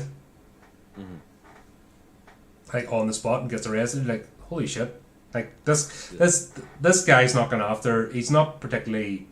We don't know how he's selecting his victims because we get no insight into the killer whatsoever. The only thing, like, it kind of just seems like it's convenience. Opportunity. So he's just going after kids, and that's another thing about this movie, because you know why they always try to explain the monster and give a reason for it and stuff. I'm sick of that. Just having a monster for the sake of it, you know, and you don't hear about his poor background or why he's just this is just a guy picking on kids, and it just happens to be. You don't need it. No, this just shows there's more than enough storyline going on here without that as well. That would have just complicated matters. But the fact that they chose a tough kid as well as the smallest ones, there's no in between or method, or they don't all share a trope, and that makes it even more horrifying because all kids are in danger and not just particular type. Yeah. So, you know what I mean, don't hide all the redheads, if that makes sense, you know, because that's not the way it works. Anyone's in danger, but then see Vance and he's like losing it, and yeah, the first conversations are like he's not talking to Finney, he's actually talking to Gwen. Yeah. And that's just so brilliantly done, and we didn't get it at the start. We thought he was just, you know, just so full of rage and anger, and he was the first one that was caught. Is that right? Because they don't ring in sequence of when they were caught. Vince was actually the first child to go missing. So you actually think that he's the one lost reality more because he's been the longest, but no, it's actually something else going on. Yeah, and then he tells him about the wall. That was actually a hard scene. Because we'll actually see Finney, and he's just digging for his life.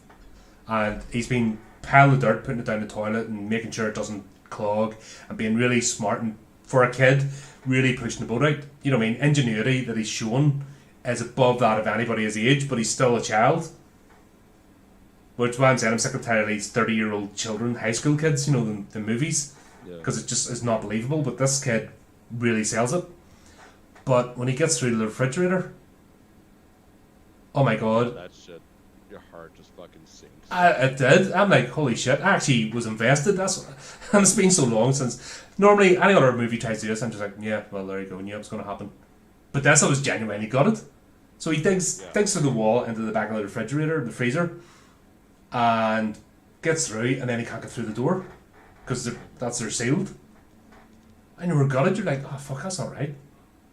Well, and then he loses his shit too. Like, that's like, yeah, no, Billy, bud, like, I'd be there too. Yeah, just fucking that's a bit that broke him. Just fucking, there's no way I'm getting out of this. Because he'd already tried to climb. Because who told him about the phone cable? The cable. It was Vance, wasn't it? He was digging out the cable. No, that wasn't Vance. That was Finney told him about the floor tile. Was it? I think it was Billy. Was it Billy was doing it as well? Is that why it was twice? I mean, another calling back. So, warned about the Naughty Boy game, and then was telling him about the cable. He was trying to get out. Yeah, all this is slotting into the final act. Do you know what I mean? It was so well done. Like, even the bits with the ghost, it wasn't just contrived.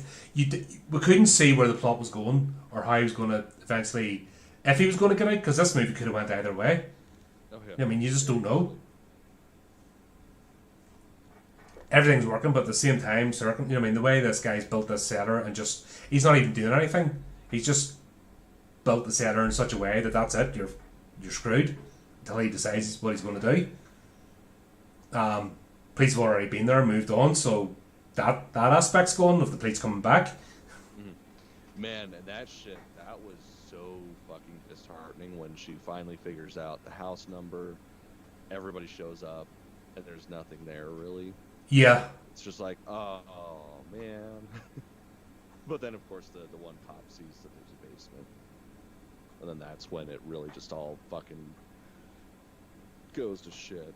Yeah, that was weird. But like, after he breaks, I mean, this is where Robin tries to pick him up again. You know, Robin calls. And we see this whole, alright, step back, do this, do that, fight. You know, picks him up, gives him motivation. I mean, the fight the will. At that point, Finney was just giving up. He was just like, fucking kill me, I don't care, I'm done. You know. And we've all hit the wall. We've all been through physical stuff or things in life where sometimes you just hit the wall and you're like, I'm done. Can't nothing more in the tank. So I felt that was really That scene I think was the hardest for me, where he just gave up. Mm-hmm. I think that was the hardest scene, where he just brutal. fucking. I was with him, you know what I mean? It was like, and that's where Robin. And the fascinating thing about Robin was he's a tough kid. He's like brutal, you know what I mean? We saw from the fight, we saw the sort of calculated way in which he does it. He's only the tough kid because he feels like he needs to be, because he doesn't want to be bullied. And unfortunately, to stay in the top game, once you become that, you know, you become a target because somebody else wants to take your spot. And he's just accepted that position. But he's actually a caring kid. Yeah. And he wants to get on with life, you know, because even when he asks Finney for help with maths, you know what I mean, he's humble as well. So this is a good dude, you know what I mean? Mm-hmm. So he's just the right sort of character to come in at that point and then pick Finney up again. Mm-hmm. And then this is where it starts to accelerate. This is the last day. This is the last phone call. This is it. If you don't do it, you're dead. No, I mean, that was... Oh. Yeah, I was pretty goddamn intense. Yeah, and I was with it. That's the thing. This is the first movie in a long time where I've been with the plot going, it is the last day. Is this going to happen? I don't know. I figuratively, I can't figure this out. I can't guess. I miss that. You know what I mean? I'm not able to guess the ending. I have no idea where this is going to go. And you're with it with the tension the whole way around. And then Gwen, the ghosts are starting to like really push. Here, come get me. You know, she finds the house, rings the police. The fact she's able to ring the police and they're... Well, and shit, the way she like finds it, that was the scare that actually got me. The second one, yeah, that's two jump scares. Are just right there. Yeah, that was the other one that got me. Like I said, this movie got me twice. That was hilarious too, because it was like the ripple effects in the audience. Like you just watch everybody jump, but it's like going down the aisle. I didn't, because I had a fucking whole cinema to myself. There was like 12 people and you couldn't... I didn't give a shit about them. And like, there was like 3 rows before someone else was even in the seat. There was only like 3 people. And someone over there, I'm just like, oh, I'm loving this shit. And then they put an ad up in the cinema as well about you can book the entire thing for 180 quid. I'm like, no, I'll just keep going to horror movies in the afternoon. Save myself fucking a couple $100. I can live with this. I did that once. I took everybody to go see Gremlins for Christmas as a work gift or work party. That was fucking fun. I kind of wish that cinemas here were still doing that. Yeah, do you know that time we went to see, we booked at our place for Vampire Hunter D? Mm-hmm. That was a fun night. God, man, I miss that theater so much. Oh, is it gone? What's that? Is it gone? Well, so the original owner ended up selling the place, and then some dude got it right at the beginning of COVID. Oh, shit. So that's about as far as that's gone. Oh, man. I don't know if it's ever gonna come back, which is a real shame, because yeah, I love that place. God, that was more people need to know. That's just a fun night. Just fucking. Yeah. God, I was mortal. Oh God, I was so drunk. I actually lost time. That's the worst I've been. I lost time from leaving the cinema the next morning. Oh yeah, dude. I don't remember getting home that night. Oh, dude, I remember speaking to Adam going, did you just get the stuff out of my house? What happened between? And he's like, do you not remember? I'm like, no. Oh, I was working next morning too. I was fucking bits. Like I should have got sick that day. I was still drunk in work. Yeah, that's where you find the reserves and you're pushing through, because that was such a fun night though. But that was so good. Well, especially because it's like, oh no, the other movie we were gonna watch, we can't watch it because Cameron's VCR broke. Well, do you guys want me to put on Rocky Horror Picture Show? Fuck yeah, we do. And did he? Oh, yeah, that's when it just descended into chaos. Yeah, that was when the party fucking happened. Yeah, that's when you need to, honestly, folks, if you have mates, rent the cinema. Honestly, if you can, rent the screen. Someone lets you bring your own booze and stuff, and just, it's such a fun experience. And that's what we were saying last year as well, you know, before things started opening up again. Just so miserable, just something was missing.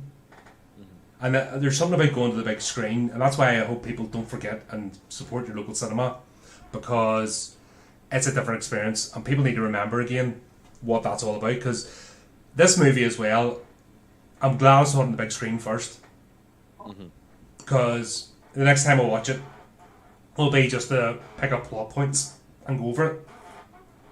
But having that experience of the big screen and the sound, which, yes, you can replicate in your home, but if you've got neighbours, you can't, if that makes sense. Yeah. Unless you invite all your neighbours round, which would be a bit cramped in the living room, but you know what I mean? You can't replicate the experience, and that's what the music was very subtle in this. The sound effects were very subtle, but it was enough. This wasn't a flashy bang bang CGI special effects type of movie, but the atmosphere, being immersed in the big screen, really helps. Definitely. And that's why it got me twice with the jump scares. I don't think it would have got me at home, if I'm honest. I don't think those jump scares would have got me if I was just watching on the TV. You know what I mean? But definitely in the cinema, being immersed and just being along this plot, you're with it. Oh yeah. So we're getting close to the end now. We're like, Gwen's found the house. She runs back. She's got the direct dial for the detective. They all friggin' come screaming around. Max is when he plays his second role, isn't it? Because he's like looking at the plot, and then all of a sudden the penny starts dropping. Like, this guy's... It hits, and he's like, oh, fuck. Yeah, it's here. Like, imagine being in your house. I don't know what like I said, we don't know any context. Is he actually just staying over for a bit? Or is this their dynamic? He must have just been staying over, because you can't live in a house permanently and not... Well, that's what he had said, was that he was visiting. Yeah. When the detectives first came in. But I honestly thought at one point it was going to be a second character, it was like a second personality, or we're going to maybe see a bit of a split, but it's actually, no, he's a legit brother of this guy. So, yeah, he's in the house, but the fact he had enough time to set up this big chart and stuff, and getting coked out of his eyeballs, just makes me wonder, how long is he there for? Right. Do you know what I mean? So, we'll get no context, but Max is just a plot device. That's it, that's my annoyance about this movie. Max is just a plot device. It's the only contrivance in this whole thing is his character. It's the only bit I think they could have done maybe a bit better, but would have it overcomplicated things. That they would need just a simple plot device in this aspect to move things along. Yeah. You know, and it's... Yeah, no, I bought his character. It was necessary. I think if they would have gave him more story, it just kind of would have been too much. Or if they'd written them out and tried to do it another way, would have made it more complicated. Do you know what I mean? So yeah, I'm a bit confused. You know what I mean? I'm a bit torn about how I feel about him. Do you know what I mean? I don't know whether is this a case where, because I think we've seen so many shit movies and all the characters are plot devices, where actually having a character just being used as one is a bit of a novelty, and being openly so. This guy's just here to point at things. You know what I mean? That's his only job. Okay. But he's the one that discovers the basement, and he's like, oh shit, goes down, and he finds Funny. He's like, hey man, do the 70s hippie type talk. And then that's where it escalates. Fucking, the grabber was at work. I would have liked to have seen a scene with the grabber, I think, doing his clown routine. I think I would have liked to have seen that. I'm actually out with like kids, doing his day job. I don't know. I think it would have been funny to. I don't know. I agree. It would have been funny, but at the same time, it's like it adds another level of mystery to him that we don't know what the fuck his motivations are. What his well, we kind of know what his motivations are, but we don't know like what his proper, above ground life is. We don't know anything about him other than that he is fucking brutal. Yeah, he's almost like a force of nature. Mm-hmm. I mean, that's the best way to describe him. Just like a force of nature. He's just not hard, but I just like I said, there's so much there you want to grab, but then again, would ruin the movie. You want more. You know what I mean? It's just one of these movies. You want more. But yeah, he's heading back. You see him going around the department store picking up his duct tape and his the sheeting and stuff, which you'd think in that town like that, if anybody goes, I know it's a joke now, if somebody like fucking appearing with saws and fucking duct tape and plastic sheeting, you'd be like, what are you up to? Mm-hmm. But he's just doing it and racing back because he's pumped up. Like, even the fact he's racing back, he's not doing it out of urgency.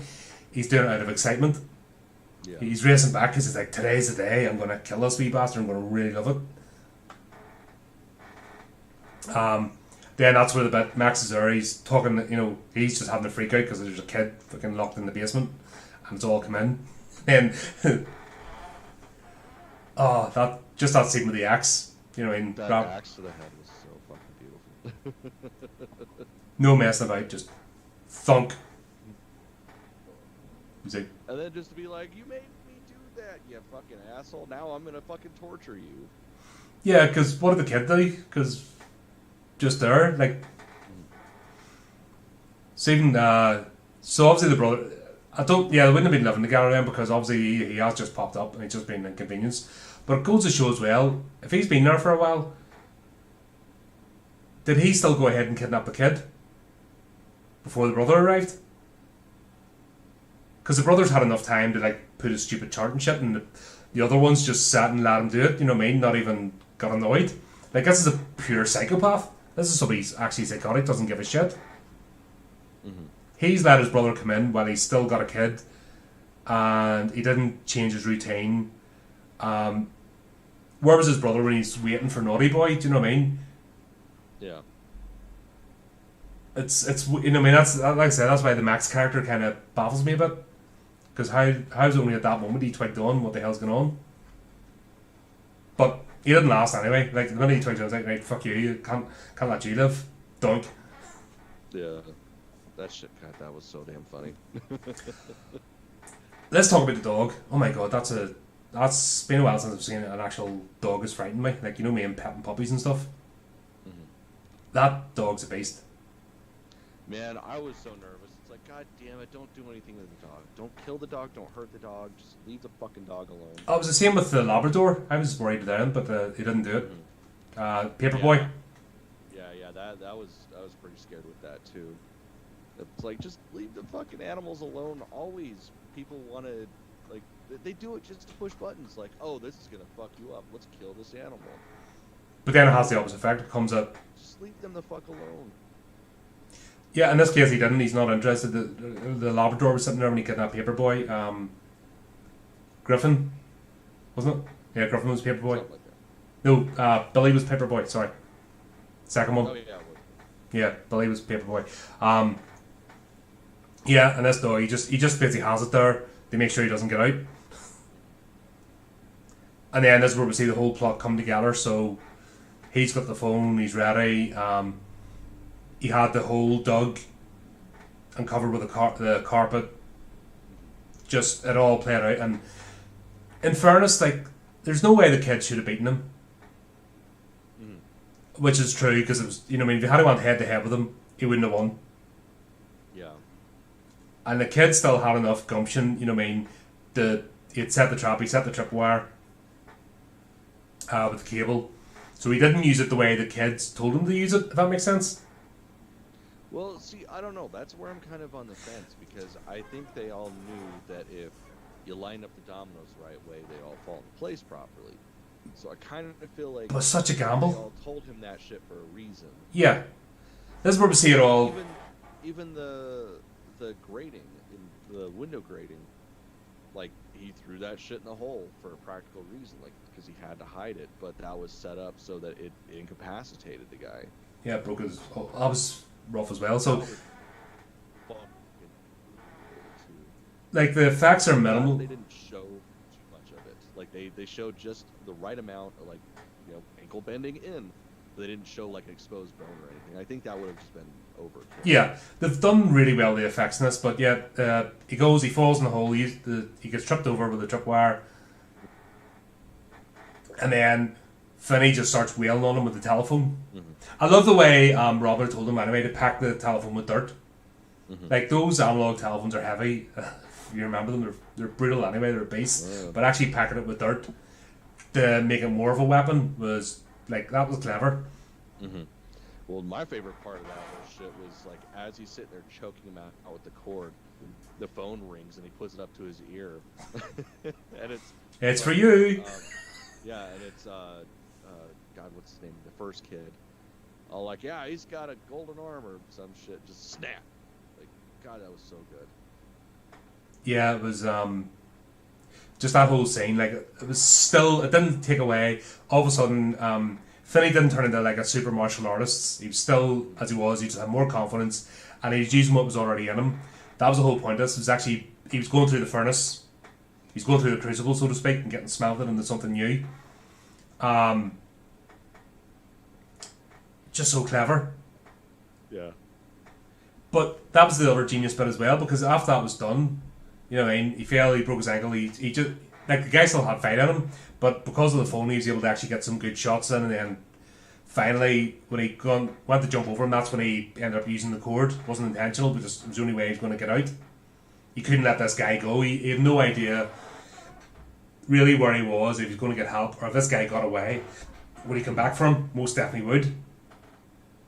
You know what I mean? This guy's locked on him, so he kind of knew it was fight or flight, so to speak. You know, he had to end this guy. Like, imagine knowing that at that age, that's the only way forward to get out of this. Right.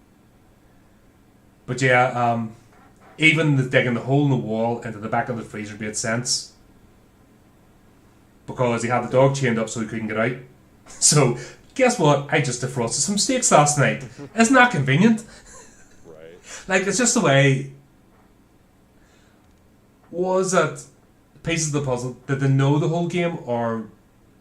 And that's what the supernatural aspect is so. That's kind of like my take, is that they did know. Or were each of these guys trying to get out in their own way, and this was all meant to happen? So they formed pieces of the puzzle, so they almost had to die for this guy to end. Do you know what I mean? There's so many questions, you know, and just beautifully. And that's how you know you've got a good movie, is you're asking questions about it and you're still thinking about it. Mm-hmm. Like, you're not just walking out going, huh? Which... Yeah, and that's something that's really lost on modern storytelling, is answering every question. It's like, not every question needs to be answered. That's why you get fandoms. Because fandoms speculate over a movie and what it means, and that's where the conversations happen, and that's how your movie goes beyond the opening weekend. Because I think a lot of the things are like, oh, must get the opening weekend. It's like, no, you're still going to make money off this. If this movie's still around in 20 years' time and people are still buying the fucking DVDs, still buying the collector set, or networks are still buying it to put it on. Do you know what I mean? That's the people are so tunnel visioned, and these idiots in Hollywood, that they think it's all about the opening weekend. And they think that's it, that's all the movie has to do to be a success. Like, no. Sometimes businesses don't make profit for a year, 2 years after a project's done. And manufacturing firms sometimes don't see the profit until like the next fiscal year, and they put everything in the first one. You know, that's reality. These fuckers just and that's why they make so much shite, but it's now happens in the opposite effect. People are just switching off. Like, this is the first movie in a while I've actually been emotionally involved in. Right. And I loved it. I genuinely loved the experience. And that's it, you know. Yeah, he throws the steak up to the dog. He goes out. Gwen's there, like, across the street. Like, there's definitely money to be made in the old serial killing clown game. Like, keeping two houses in the go and one just empty for your bodies.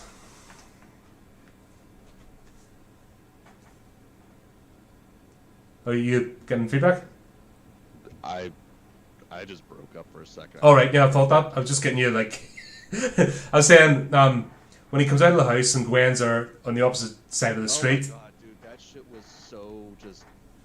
That was a heavy fucking scene, because there's all the chaos of, oh my god, we found the kids, just everybody's rushing in. And she never lost sight of what the hell she wanted. And, god, that was just so beautiful. And then for her to just be attached to him the whole fucking time, like not letting go of him as the cops are getting him away. Man, that was... Yeah. Even the scene with the father, that was a really good scene.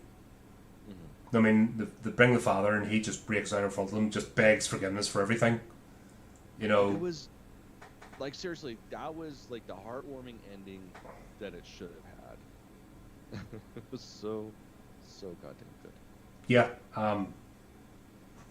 can't say more about it. It was just so well done. The fact that he even came out, you knew he was changed. They actually got the character. And then he stepped out of the house. He was a different boy. Mm-hmm. He had now went from boy to man. You know,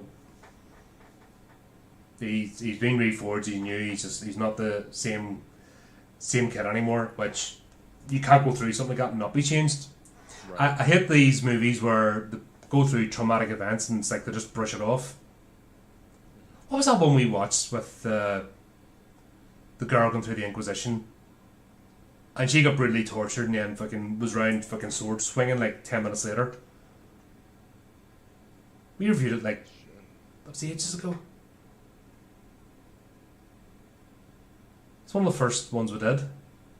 Yeah, fuck, I don't remember. Do you remember she was captured by the Inquisition and they were torturing her for being a witch?